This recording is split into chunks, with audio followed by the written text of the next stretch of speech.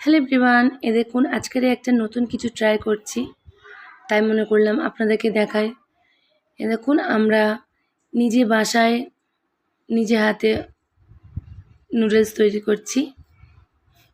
আমরা সবাই মিলে তৈরি করছি, কিন্তু চেষ্টা করলাম, ফার্স্ট টাইম ট্রাই করছিলাম।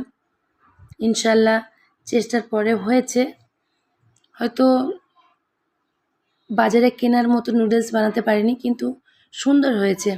দেখুন এভাবেই কাটছি। আমাদের এখানে একটা ছোট্ট মেশিন কিনতে পাওয়া যায়, সেটা কিনেছি।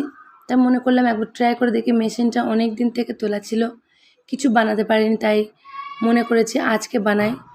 তো আমাদের বাচ্চাদের আইডিয়া ছিল এটা, যে আমরা বাসায় নিজে হাতে নুডলস তৈরি করি। দেখুন কত সুন্দর সুন্দর হয়েছে।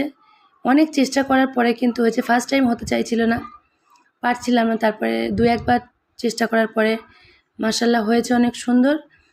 এগুলো আমি কি করেছি, ঘরে পেপার অ্যাভেলেবেল ছিল না, তো বাচ্চাদের ওয়েস্ট যে খাতার পেপারগুলো ছিল সেগুলো নিয়ে আমরা এভাবে নুডলস বানিয়ে এক এক করে রেখেছি। এগুলো এবারে রোদে শুকাতে দেব।